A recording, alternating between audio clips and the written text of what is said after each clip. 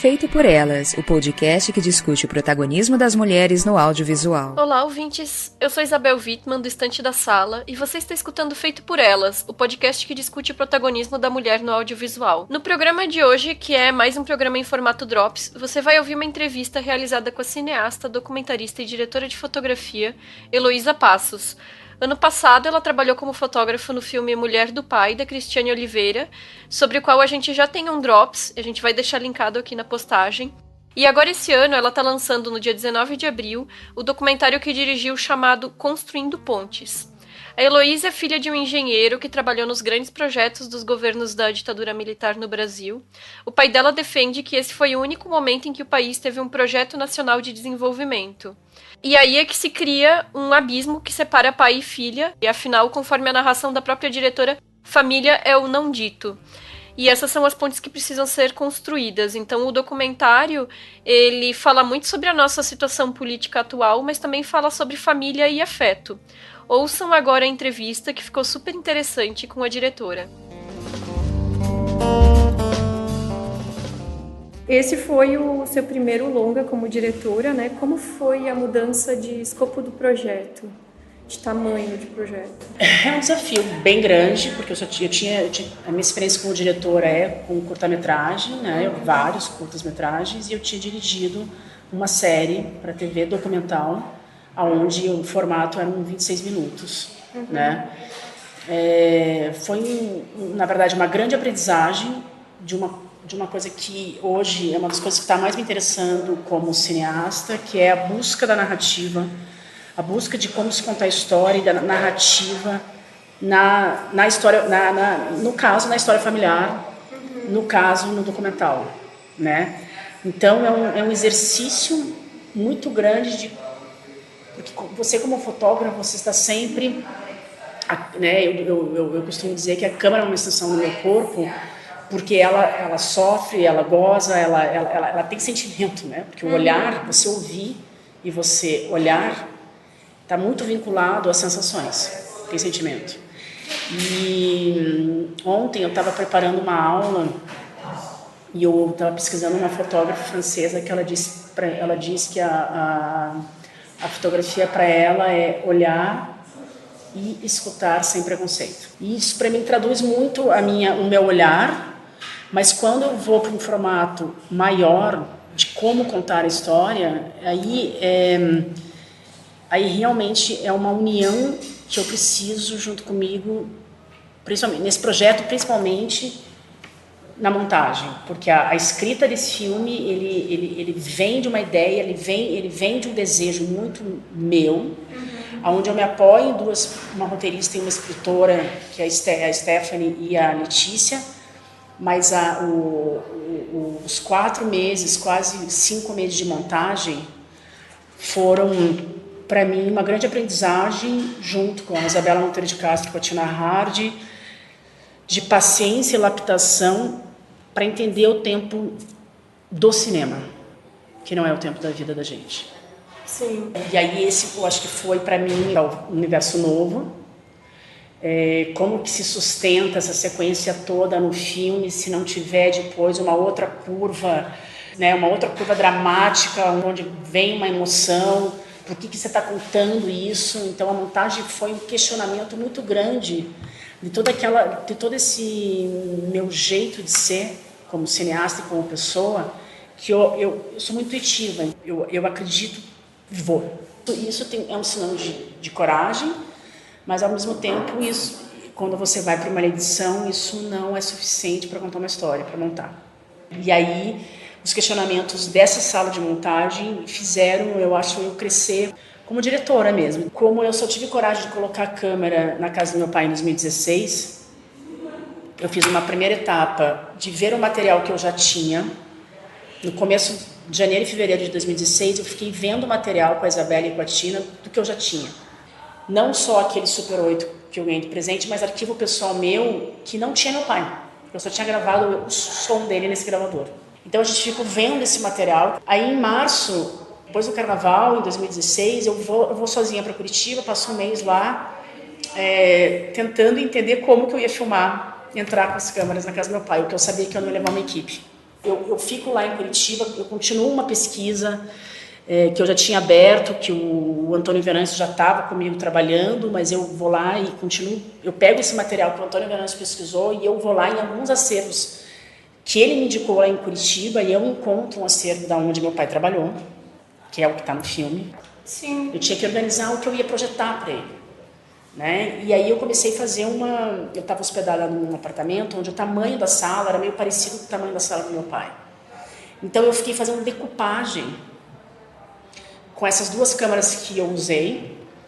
Eu fiz uma decupagem aonde eu sentaria, a distância que estaria o projetor, aonde eu colocaria meu pai, se minha mãe tivesse, aonde ela ficaria, e aonde estaria essa câmera principal que estaria filmando a projeção e a outra câmera ele. E nisso eu entendi que teria que ter uma outra pessoa, pelo menos, cuidando que a câmera não deixasse de filmar, porque o clipe acaba e você tem que trocar. Dar lá, gravar de novo, ou trocar cartão. Sim. E aí eu falei, Tina, você vai ter que vir para Curitiba, porque você tem convive com a minha família, você tem intimidade, e você vai, pelo menos, me ajudar que essas câmeras estejam rodando. Eu posiciono as câmeras e você, pelo menos, tem que ver que essas câmeras estão rodando. E aí a Tina começa a fazer parte desses primeiros encontros. Depois eu consigo usar só uma câmera, e aí a Tina não permanece, fica só eu e ele. Tem vários pontos que você já mencionou que puxam para questões que eu estava pensando em fazer. E uma dessas questões é justamente sobre a câmera e a casa, né? Porque quando eu assisti o documentário da primeira vez, sem saber ainda qual que era a temática, porque eu gosto de assistir sempre sem ler nada a respeito, sem saber nada, né? Você viu na mostra, né? Eu vi na mostra. Você viu na mostra, é. E aquelas cenas iniciais que mostram lá do Super 8, eu fiquei pensando, com o título do documentário, com aquelas imagens, que ia ser sobre as grandes obras e talvez o impacto disso na vida das pessoas. E, de certa forma, mas numa escala mais pessoal, Sim. Assim, né? Mas de algum jeito a gente aborda, porque meu pai é um desenvolvimentista. Sim. Né, E aí essa questão de colocar a câmera dentro de casa tem essa parte técnica de como conseguir conciliar as distâncias, os espaços, né? Mas também tem um fator emocional, assim, né? De alguém estar observando, ainda que seja o equipamento, né? E sabendo que aquilo está sendo registrado, né? Então, como foi lidar com isso, assim, essa observação durante os diálogos e durante esses encontros? Então, eu acho que para mim, que estava montando essa mise-en-scène, diagramando essas câmeras e aonde ele estaria, e as coisas não são imóveis, né? Eles são completamente imóveis, né? Vai pegar água, vai para a cozinha, volta, tal. Para mim foi mais difícil. Ele, o personagem pai, ele se acostumou com esses dois objetos fílmicos na casa dele. Inclusive quando eu comecei a frequentar a casa dele e ainda não tinha aberto câmera nessa sala, logo depois que eu fiz essa pesquisa de decupagem nessa outra sala que era parecida com a sala dele, eu fui deixando uma câmera lá. Eu deixei um tripé e uma câmera dormindo na sala dele, assim, para já ver que tinha um equipamento. E eu não abria ainda a câmera, e eu deixava lá. Na verdade, eu comecei filmando a minha mãe. A minha mãe organizando o arquivo fotográfico deles. Eu filmei isso para ver se ele entrava em quadro. Eu filmei isso não naquela sala, numa outra sala menor. Então eu dei o start da primeira câmera que eu coloquei na casa deles. Foi uma câmera que eu convidei a minha mãe para organizar, me ajudar, porque ela gosta muito de álbum fotográfico e ela que cuida das fotos que ele fez, e eram fotos que ele tinha feito da nossa infância e que estão no filme. Essa organização desses slides, dessas fotografias, eu fiz com a minha mãe filmando num espaço dele, que é o escritório dele. Ele não entrou em cena, nem no dia. Aí eu falei, bem, agora eu vou partir para as projeções e vou dizer para ele, pai, eu tenho umas coisas para te mostrar. A filmagem é com você, não é com a mãe. Eu considero, Isabel, que o meu pai, ele conseguiu realizar uma performance muito melhor que a minha, como um personagem que desenvolve um argumento do começo ao fim, que ele acredita, e eu, como filha, de um homem, né, que está ali, eu não preciso ficar reiterando, mas de um homem conservador e autoritário. Uma dificuldade imensa, e aí eu vou lá e digo, eu não gosto de mim quando eu estou com meu pai, quase com uma travação que eu consigo me articular com você e não consigo me articular com ele. É quase como se esse lugar desse homem, dessa casa, desse meu pai, ele quase... No silêncio e na fala dele, ou no olhar dele, a repressão impera no meu corpo, na minha cabeça, e eu não consigo me articular que nem eu estou articulando agora com você, por exemplo. E isso está no filme. Isso está no filme. Ele consegue desenvolver um pensamento desenvolvimentista do começo ao fim, ele tem justificativa para tudo, e eu não consigo dizer para ele, olha, tinha um projeto de Itaipu, do engenheiro Ferrez, que eram 9 turbinas e não 20. E não ia inundar 100 quilômetros do Rio Paraná, ia inundar 60. E Sete Quedas não iria ser inundado, porque isso era um litígio entre 2 países. Isso era uma guerra entre o Paraguai e o Brasil. Então foi um ato político, não foi simplesmente porque tinha que construir Itaipu só. E isso foi uma discussão muito interessante, porque no IDFA perguntaram isso para mim, no Festival Internacional em Amsterdã, quando a gente estreou lá em novembro, teve uma pergunta, como é que eu não consegui, porque eu argumentei isso que eu estou falando, porque perguntaram por que não fizeram menos turbinas e deixaram essas quedas no holandês. E aí eu expliquei que tinha esse projeto e ele falou, por que você não explica isso no filme? Porque é justamente a dificuldade de conseguir argumentar em uma situação de proximidade tão grande e a questão da autoridade, né? Me identifico. É gigantesco isso. Você tem intimidade, mas não tem intimidade. Porque existe uma hierarquia ainda, né, de certa forma. E a hierarquia, por mais que você cuide dela, vindo do outro, é autoritário. É autoritário. E são as duas falas, assim, que para mim marcaram mais no filme, que é essa do família é o não dito, porque isso é uma grande verdade, né? Acho que na maior parte das famílias, né? E essa do não gosto de meu pai. Isso, porque são essas reações até defensivas que a gente toma quando está em uma determinada situação familiar no meio dessas discussões, né? E aí, uma questão meio pessoal, né? Mas com essas diferenças tão extremas, né? Você acha que isso algum dia seria conciliável de alguma forma? Ou é sempre esse silêncio mesmo?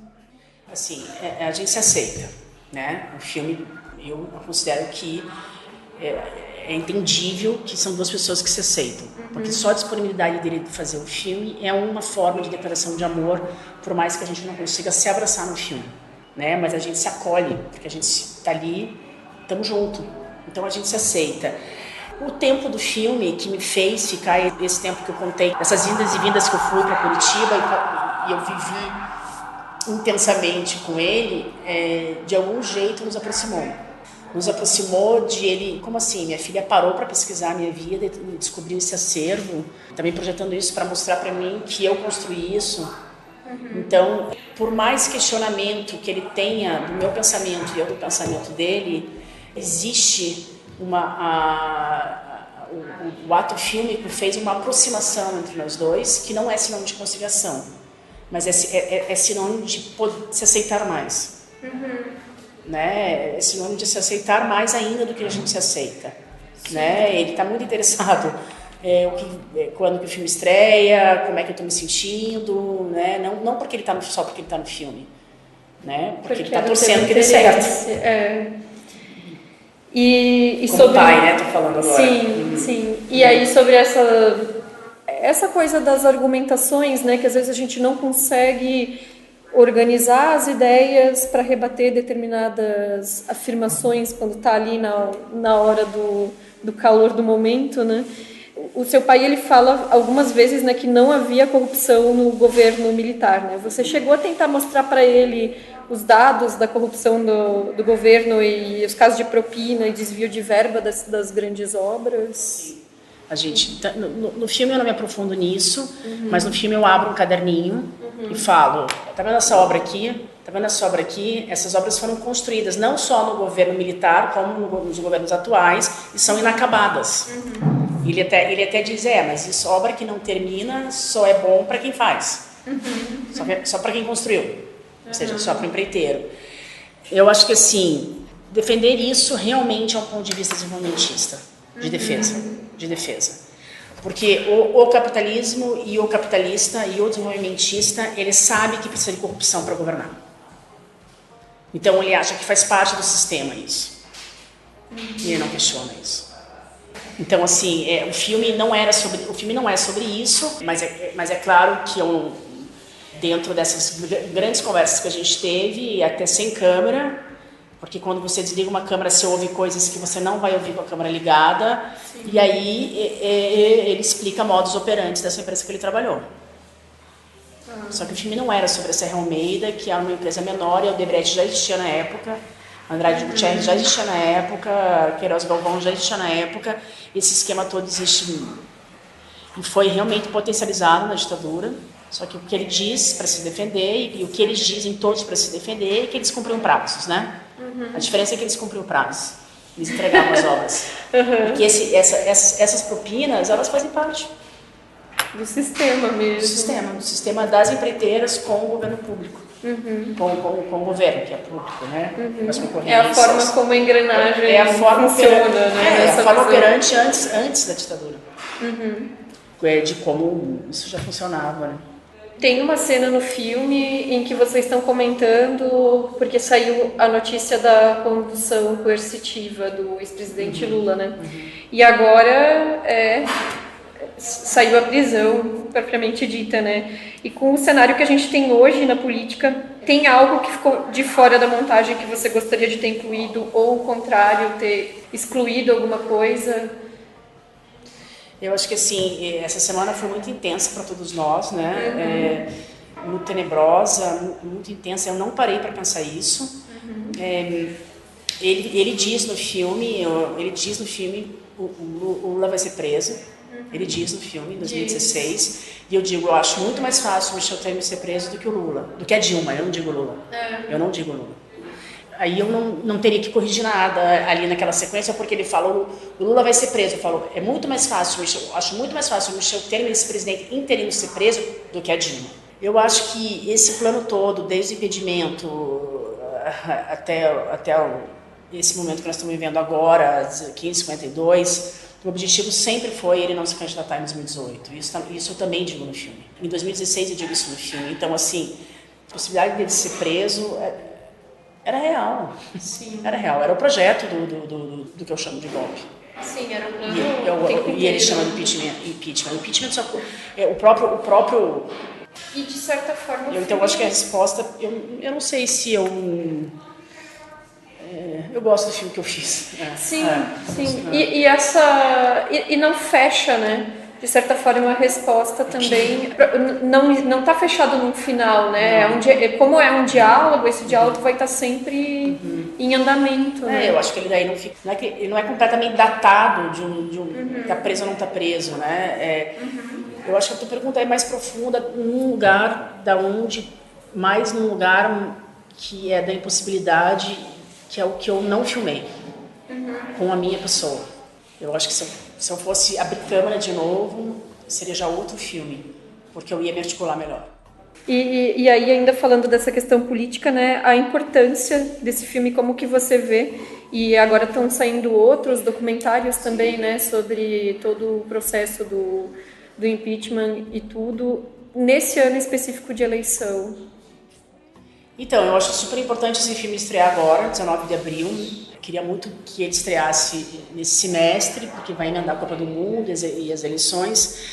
Tem, por exemplo, o Canal Brasil, que está interessado no filme, já está sendo negociado. Ele só vai lançar o filme depois das eleições.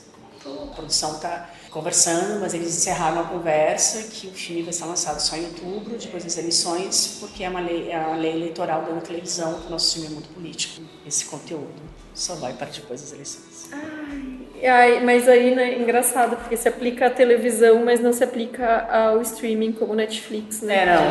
Nem ao VOD da Now, que eles liberam para o Canal Brasil, que pode liberar para a Now, né, que é da Globosat. Né? Sim.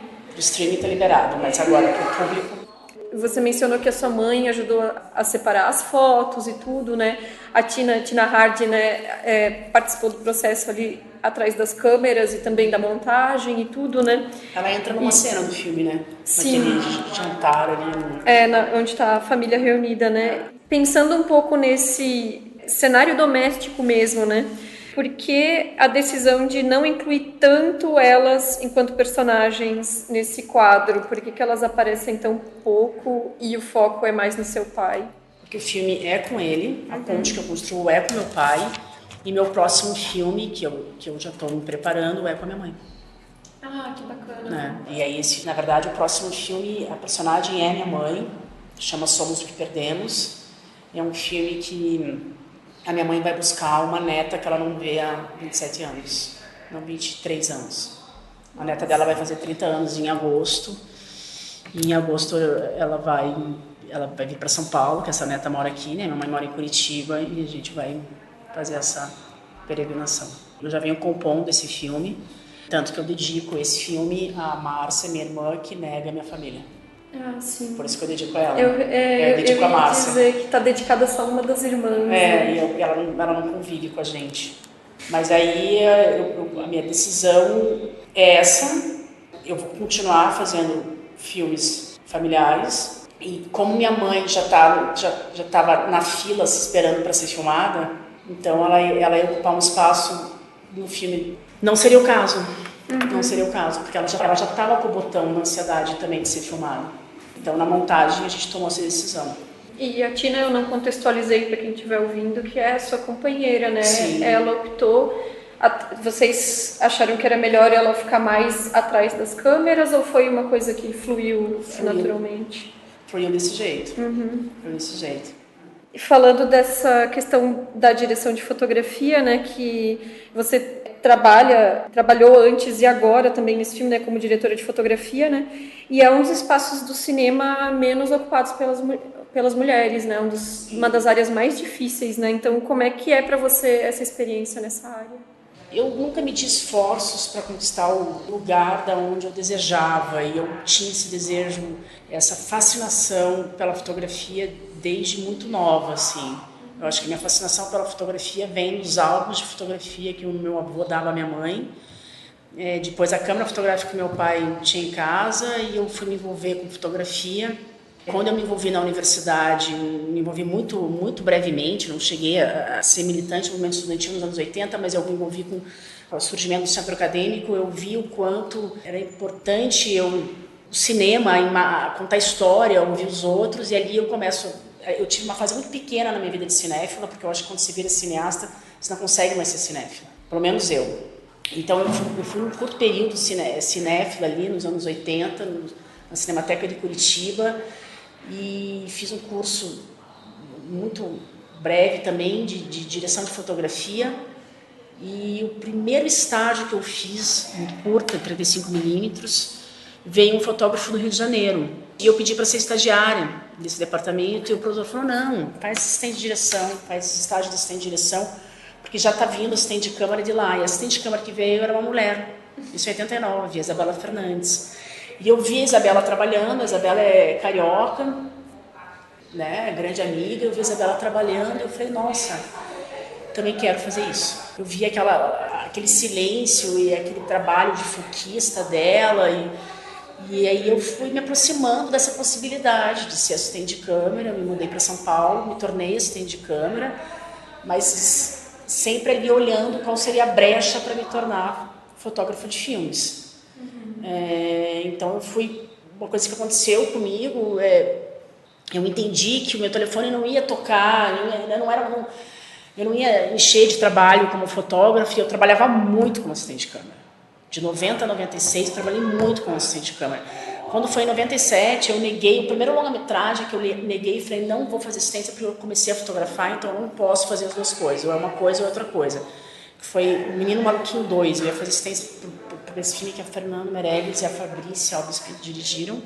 Eu ia fazer assistência de câmera, eu não fiz. E eu estava começando a fotografar para alguns amigos, curta-metragem, filme para o Festival do Minuto, tal, não sei o quê. E logo ali, o primeiro filme que eu fotografei, que foi um filme de 1 minuto, eu já era produtora junto com o diretor. Então, ninguém me explicou isso. Eu entendi que eu tinha que, além de ser fotógrafo, eu tinha que cavar um lugar E eu fui produzindo e virando sócia de alguns filmes que eu fotografei. Vários, inclusive do Viagem Porque Preciso, porque te amo, eu sou sócia do filme. Então eu comecei a virar produtora dos filmes e aí era um pacote interessante. O meu olhar e a minha proatividade. E aí isso gerou eu ter a Maquina Filmes, isso gerou eu produzir os meus filmes e os curtas. Mas eu acho que isso foi uma forma defensiva de eu não querer olhar o quanto difícil era o muro que eu tinha que atravessar. Então tem um muro, então tá bom, eu não vou me vitimizar com esse muro. Eu vou pegar uma escada, vou pegar outra escada, vou passar ele e passar o próximo também, porque não é um muro, são muitos, né? Uhum. Tem cancelas, portões, portinhas, então eu fui abrindo elas desse jeito. Eu acho que era uma forma muito jovem e muito voraz de não querer estar nesse lugar, eu não estão me chamando, os meus colegas que eram assistentes de câmera que estão fotografando já estão fazendo vários outros trabalhos, eu não. Eu não ficava olhando isso como primeiro plano. Eu olhava como que seria a forma que eu podia inventar para eu fotografar. E foi produzindo. Eu virei produtora, né, Isabel? Muito bacana. E aí, esse ano ano de 2017, veio também o convite para passar a integrar a academia do Oscar, né? É uma surpresa absoluta. Como é que foi isso? Foi bem louco, porque eu estava filmando um filme que não estreou ainda, estava no Rio fotografando um longa que eu imagino que vai ficar muito bonito, que é da Flávia Castro, o filme de ficção dela, que a gente vai finalizar esse ano. Tem um nome provisório chamado Joana. Eu estava no Rio de Janeiro vendo locação com a Flávia, com a equipe, uma equipe grande, né, de ficção. E aí eu recebo uma mensagem de uma pessoa dos Estados Unidos que mora lá, um brasileiro amigo, falando: Elô, parabéns. Sandro, parabéns, o que aconteceu? Você é membro da academia. Aí eu tentava entrar no site da academia e aí eu descobri que naquele ano passado, foi convidado o Afonso Beato e o Walter Carvalho. Eu falei: não, Sandra, o Afonso Beato e o Walter Carvalho. Não, Elô, você foi convidado como documentarista. E aí, você não acredita, cara, eu cheguei à noite em casa, e o Sandro falou: Elô, você deve ter recebido algum convite, tá acontecendo alguma coisa errada, porque teu nome tá lá. E aí eu cheguei em casa, fui procurar, pus Academy, estava no meu spam. Eu não tinha aberto, eu soube por esse amigo. Uhum. E aí já tinha 7 dias que ele tinha mandado um convite maravilhoso a um assinado pelo presidente da academia e tal. E aí eu respondi naquele mesmo dia, aí me respondia naquele mesmo dia e aí chegou minha carteirinha, começou a chegar nas coisas e esse ano eu votei, né? Votou? Votei. Pode abrir o voto ou não? Primeiramente, quando eu enviei meus dados, que foi em junho do ano passado, eu achava que eu ia votar em melhor filme estrangeiro, melhor documentário, melhor filme de animação e os melhores curtas, de documental e de animação. E eles abriram, né? Eles abriram o balote lá, então eu votei em todas as categorias. Só que assim, teve algumas categorias que eu não pude, porque eu me inscrevi. Você começa a receber e-mails dos estúdios e você se responde sim, que você aceita receber os filmes. Então chegou, sei lá, 75 filmes na minha casa e alguns chegam por streaming. Então eu fiz uma opção daquilo que mais me interessava, né? Three Billboards e o Projeto Flórida foram 2 filmes bem bons, assim. Eu acho que eles foram um alívio ali naquela seleção toda. Eu tenho várias categorias que eu votei nesses filmes. O documentário eu fiquei bem confusa, que eu votei não ganhou. E você, por acaso, chegou a assistir o Mudbound da Dirice, que teve a primeira fotógrafa indicada? Eu assisti por causa dela. Rachel Morrison. Por causa da Rachel, eu assisti por causa dela e eu acho um trabalho belíssimo dela e claro que eu votei nela, assim, como uma campanha mesmo, já nesse lugar mesmo, né? Eu acho que os outros trabalhos de fotografia, eles são impecáveis quando chegam nesse lugar, mas o trabalho dela é lindíssimo, a Rachel. Então, você precisa dedicar um tempo a isso, né? Então, você tem que selecionar mesmo. Tem filmes que eu não consegui ver. Então, na categoria animação, eu não votei, né? Na categoria efeitos especiais, eu não votei, porque não é a minha dedicação, né? E, bom, como uma última questão aqui, a gente gostaria que você indicasse para os nossos ouvintes, para quem está nos ouvindo, um filme dirigido por alguma mulher ou uma diretora em especial que você tenha apreço pela obra. Eu acho que, nesse momento, eu fico pensando em diretoras e não só em filmes, assim. Eu acho que quando A Praia da Agnès é um filme que me fez parte da minha pesquisa para Construindo Pontes, e eu acho que essa mulher com essa idade, fazendo, né, esse filme Faces Places, eu não acho o melhor filme dela, mas tem uma esperança para mim, sabe, nessa mulher de 80 e poucos anos. Então eu acho que vem para mim a Agnès Varda, que ela me emociona, me transforma, e eu me inspiro em querer ser uma senhora com essa energia que ela tem. Então eu acho que é a obra dela. Já conhecia ela, mas as Praias de Agnès mexem muito comigo, e é uma referência ali de como você também trabalhar a fábula com os mundos, com o próprio dia a dia, que você transforma isso em narrativa de cinema, narrativa de fílmica, né? Eu acho que ela propõe um exercício da fábula que me interessa muito agora no meu outro filme. Então ela é uma senhora que me inspira muito. Todas nós.